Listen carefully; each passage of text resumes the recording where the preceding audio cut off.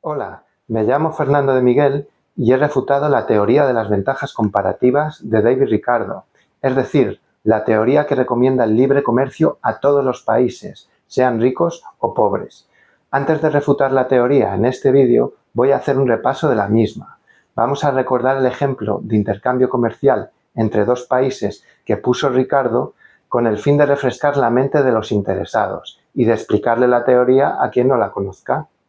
Por supuesto, el espectador que tenga los números y la teoría de Ricardo frescos puede ir directamente a la parte del vídeo titulada Refutando la teoría de Ricardo, que aparecerá por aquí abajo.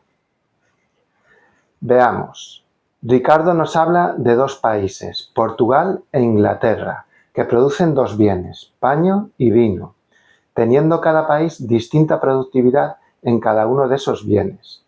Uno de los dos países, Portugal, es más eficiente en ambas producciones, pues las lleva a cabo con menos mano de obra. Concretamente, Portugal necesita 90 trabajadores para hacer una cantidad determinada de paño y 80 para hacer una cantidad de vino del mismo valor en los mercados internacionales. El otro país, Inglaterra, es menos eficiente en ambas producciones, es menos productivo, más torpe, porque necesita más horas de trabajo para hacer esos mismos productos, o como dice Ricardo, más trabajadores por año. Concretamente, necesita 100 trabajadores para hacer la misma cantidad de paño que Portugal y 120 para hacer la misma cantidad de vino. Lo que nos propone Ricardo es que ambos países abandonen uno de sus dos sectores productivos, se especialicen en el otro, dedicando todos los trabajadores al mismo, y que después intercambien con el otro país el extra de producción conseguido al especializarse. Ahora bien, según Ricardo, cada país no debe especializarse en cualquiera de sus dos productos así a voleo, sino que debe especializarse en aquel en el que tiene ventaja comparativa, lo cual significa que el país más hábil debe especializarse en su producción con mayor ventaja y el país más torpe, Inglaterra, debe concentrarse en el sector con menor desventaja. Veamos, Portugal aventaja a Inglaterra en el paño en 10 trabajadores, pues necesita 10 menos, pero saca una ventaja aún mayor, enorme, en el vino, de 40 trabajadores en total. Por tanto, Portugal debe concentrarse en el vino. Inglaterra, el país más torpe, tiene menos desventaja en el paño. Solo necesita 10 trabajadores más que Portugal, de modo que debe concentrarse en el paño. Después, cada uno hará doble cantidad de aquello en lo que tiene ventaja comparativa.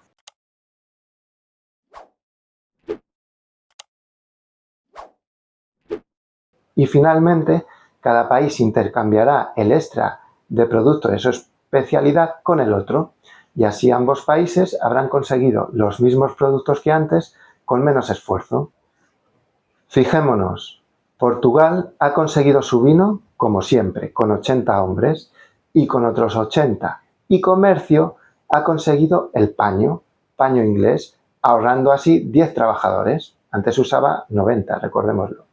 Inglaterra ha conseguido su paño, como siempre, con 100 hombres y con otros 100, y comercio ha conseguido el vino, ahorrándose 20 trabajadores. Y este intercambio tan satisfactorio entre dos países especializados sería la prueba, según Ricardo, de que todos los países deben comerciar sin aranceles. Y por supuesto, la reducción del esfuerzo para los dos países del ejemplo se debería, según Ricardo, a que cada uno se especializó en su sector con ventaja comparada mientras estaba comerciando.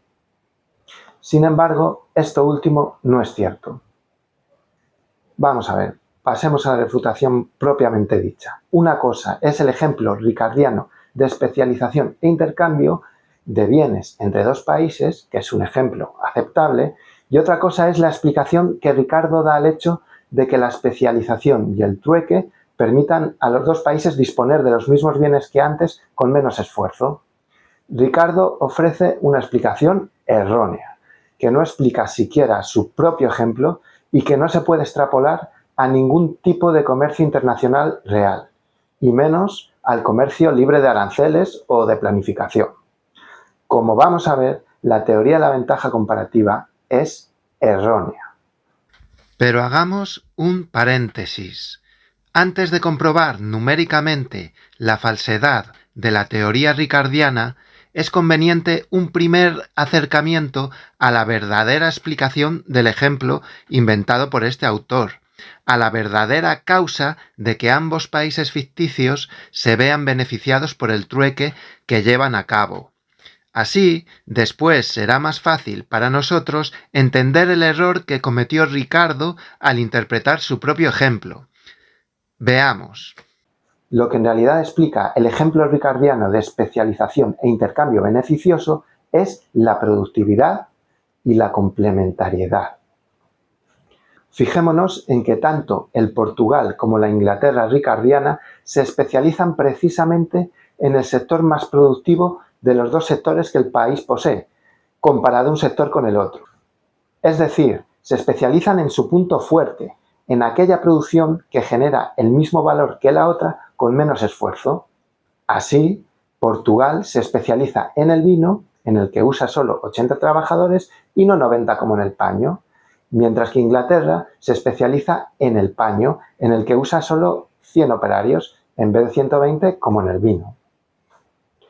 Al especializarse en su sector más productivo y abandonar el menos productivo, ambos países consiguen aprovechar mejor su fuerza productiva nacional y por tanto consiguen generar el mismo valor de mercado que antes con menos trabajadores, dejando libres a algunos de ellos para otras actividades. O dicho de otro modo, ambos países han dejado de desperdiciar la fuerza de trabajo y el tiempo de sus ciudadanos en una actividad que estos no dominan y les han dirigido a una actividad que sí que dominan y que por tanto harán con menor esfuerzo y con mayor rapidez.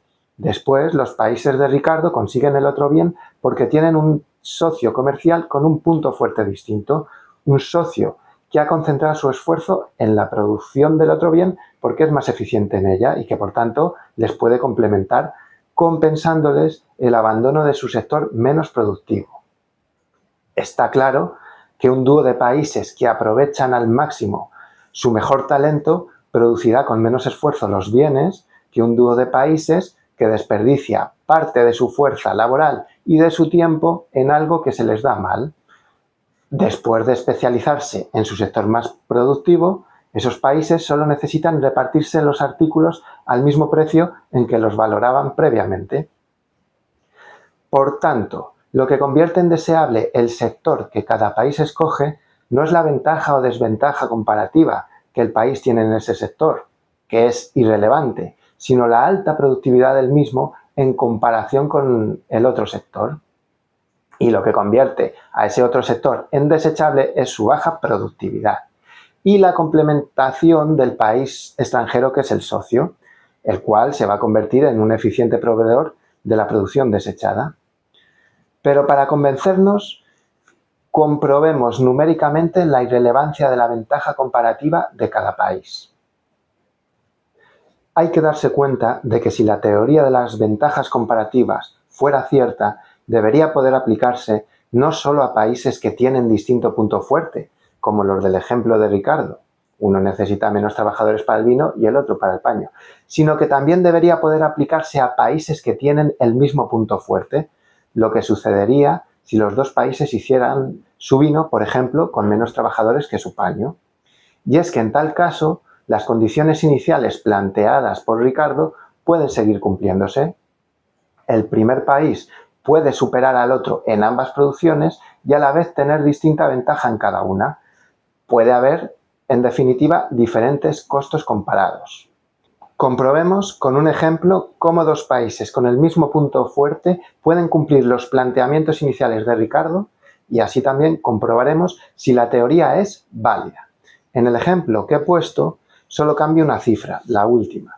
Portugal vuelve a ser más productivo que Inglaterra a la hora de fabricar vino y paño y vuelve a tener ventaja especialmente en la producción de vino, pues requiere 15 hombres menos que Inglaterra, mientras que en el sector del paño usa 10 menos. Con estas cifras, insisto, seguimos en el mismo supuesto teórico de Ricardo, el supuesto que sirve de base a su teoría.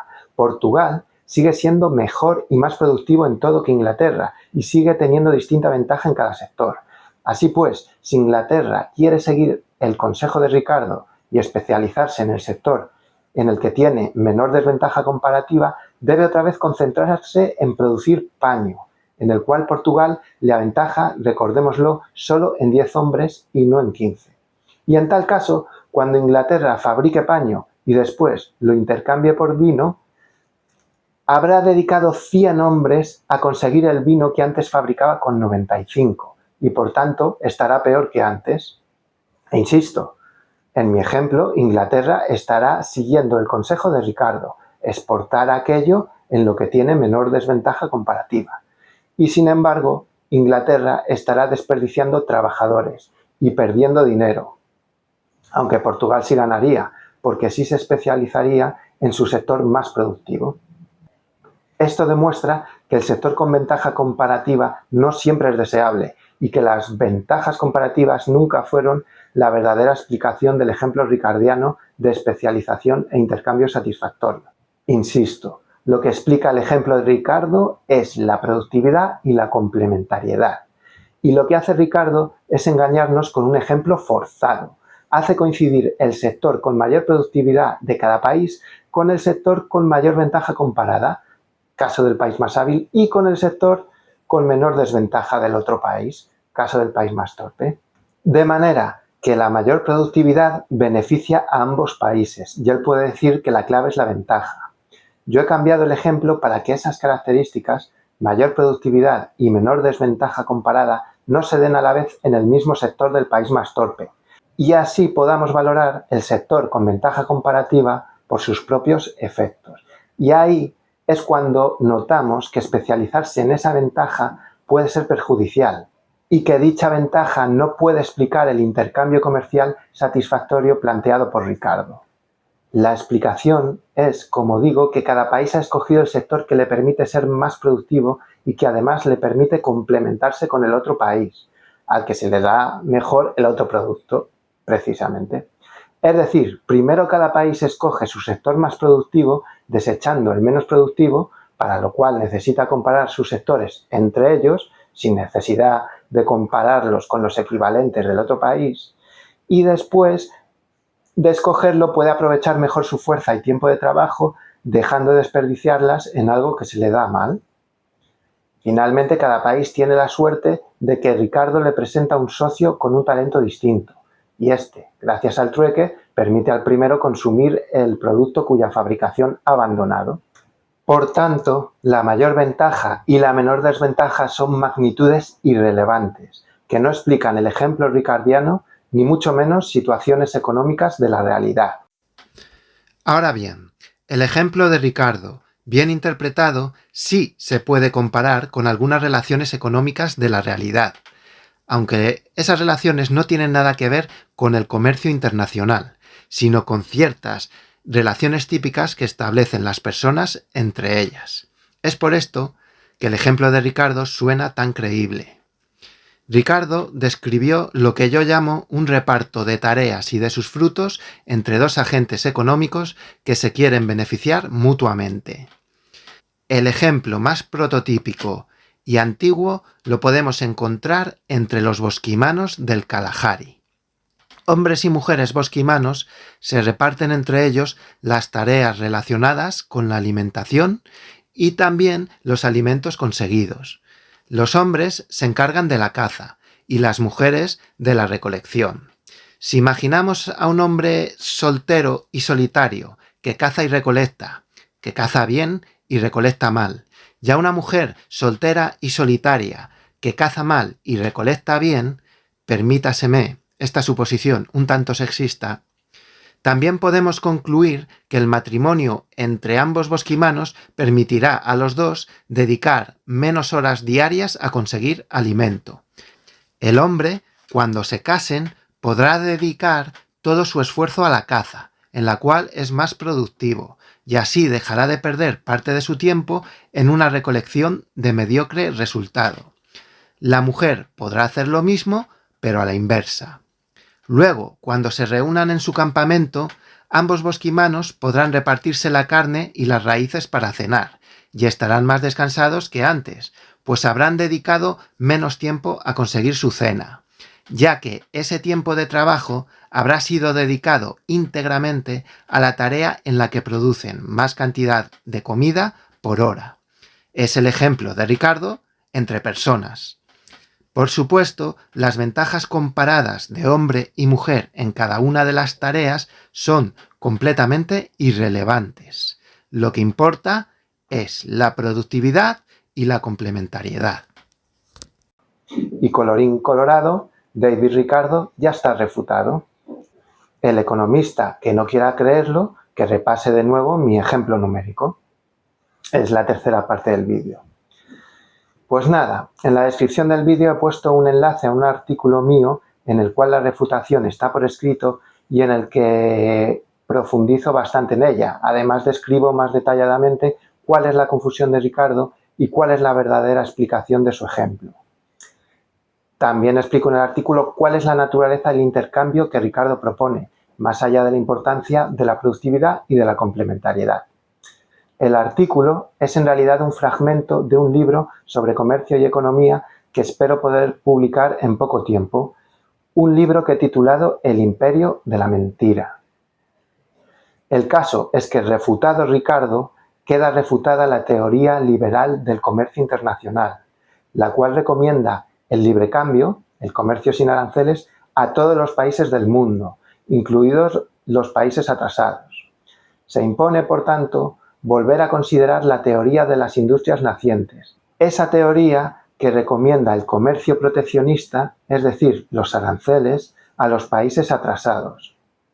También tienen que reconsiderar sus afirmaciones y prioridades la Organización Mundial del Comercio, el Fondo Monetario Internacional y el Banco Mundial, que siempre han citado con profusión la teoría de las ventajas comparadas como supuesta demostración de la conveniencia del libre comercio y que siempre han defendido este. Incluso se lo han impuesto a los países subdesarrollados o con industrias nacientes. Pues nada, muchas gracias por su atención y hasta otra.